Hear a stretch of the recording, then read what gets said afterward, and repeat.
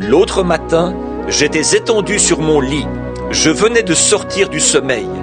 J'avais placé mes mains derrière ma tête et je me reposais, la tête appuyée contre l'oreiller. Alors, j'ai commencé à me demander comment ce serait de l'autre côté. Je me rendais compte que, si je vivais aussi vieux que les miens, j'avais déjà vécu plus que la moitié de ma vie. Et je voulais faire plus pour le Seigneur avant de quitter cette vie. J'ai entendu une voix qui disait « Tu ne fais que commencer. Continue le combat. Continue à courir vers le but. » Alors que j'étais là à méditer sur ces paroles, je me suis dit que je m'étais juste imaginé avoir entendu une voix. La voix a dit de nouveau « Continue le combat. Continue à avancer. Continue à avancer. » Je n'y croyais toujours pas. Je me suis dit que c'était peut-être moi qui avais dit ces paroles. Je me suis mordu les lèvres. Je me suis mis la main sur la bouche et j'écoutais. La voix a parlé de nouveau. Continue simplement à courir vers le but. Si seulement tu savais ce qu'il y a au bout de la route. C'était comme si j'entendais la musique et les paroles d'un vieux cantique que je connais bien. J'ai le mal du pays, le cafard, et c'est Jésus que je veux voir. J'aimerais entendre des cloches du Havre le carillonnement. Mon sentier s'éclairerait, toutes mes craintes se dissiperaient. Seigneur, laisse-moi regarder de l'autre côté du rideau du temps. Alors la voix m'a demandé, aimerais-tu voir juste au-delà du rideau? J'ai répondu, ça m'aiderait tellement. Ce qui est arrivé, je ne saurais le dire. Si j'étais dans mon corps ou hors de mon corps, ou si c'était un ravissement, je ne sais pas.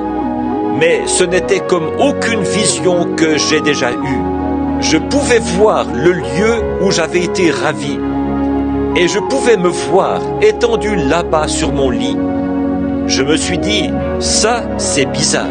Il y avait là un grand nombre de personnes.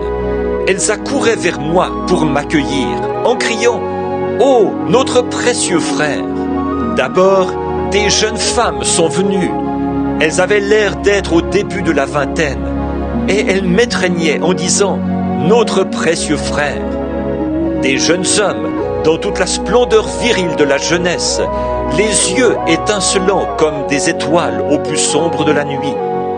Les dents blanches comme des perles, ils m'étreignaient en disant « Notre précieux frère !» Alors j'ai remarqué que j'étais moi aussi redevenu jeune. Je me suis regardé là et je me suis retourné pour regarder mon vieux corps étendu sur le lit, les mains derrière la tête. J'ai dit « Je ne comprends pas ». Je me suis mis à essayer de comprendre quel était ce lieu où j'étais. Et alors, j'ai commencé à prendre conscience qu'il n'y avait pas d'hier et pas de demain là-bas. Personne ne semblait se fatiguer.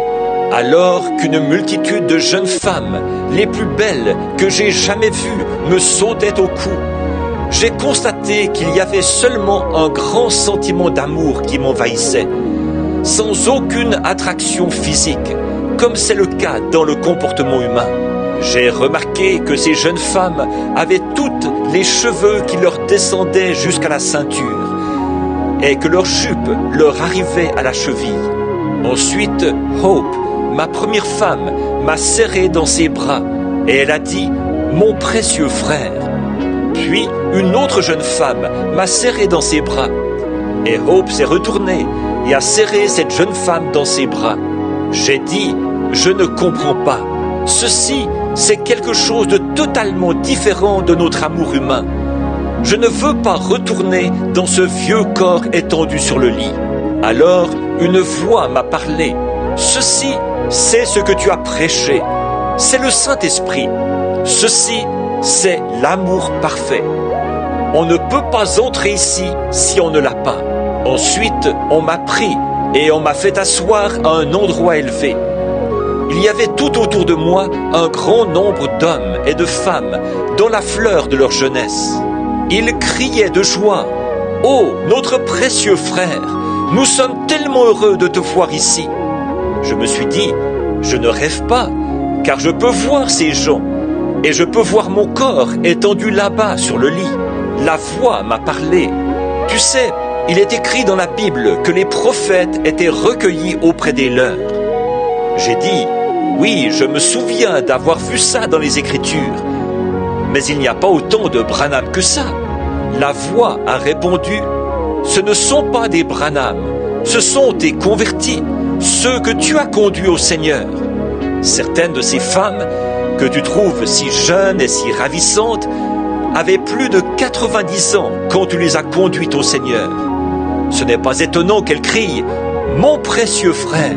Puis toute la multitude s'est écriée ensemble « Si tu n'étais pas allé proclamer l'Évangile, nous ne serions pas ici. » J'ai demandé « Oh, où est Jésus? Je veux le voir. » Ces gens ont répondu « Il est juste un peu plus haut. Un jour, il viendra à toi. Tu as été envoyé comme chef, et quand Dieu viendra, il te jugera selon ce que tu as enseigné. » J'ai demandé « Est-ce que Paul et Pierre devront, eux aussi, être jugés comme ça? » La réponse a été « Oui. » J'ai dit « J'ai prêché ce qu'ils ont prêché. » Je n'en ai pas dévié ni d'un côté ni de l'autre. Ils baptisaient au nom de Jésus, j'ai fait de même. Ils enseignaient le baptême du Saint-Esprit, j'ai fait de même. Tout ce qu'ils ont enseigné, moi aussi je l'ai enseigné. Nous le savons, ont dit ces gens, et nous savons qu'un jour nous retournerons sur terre avec toi. Jésus viendra et tu jugeras selon la parole que tu nous as prêchée. Après, tu nous présenteras à lui, et tous ensemble, nous retournerons sur terre pour y vivre pour toujours. J'ai demandé, est-ce que je dois retourner sur terre maintenant? Ils ont répondu, oui, mais continue à courir vers le but.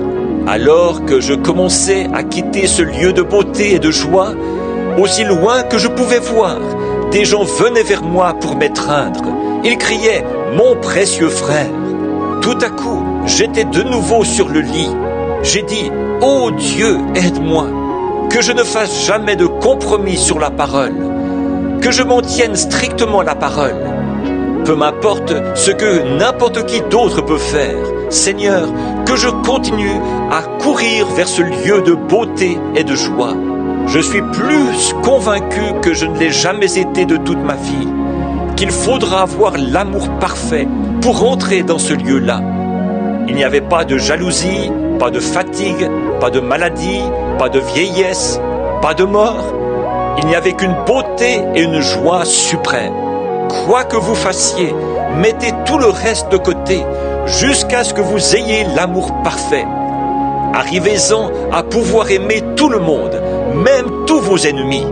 Peu importe si l'avion est secoué, s'il y a des éclairs, si l'ennemi braque ses armes sur vous. Ces choses n'ont aucune importance. Ayez l'amour parfait.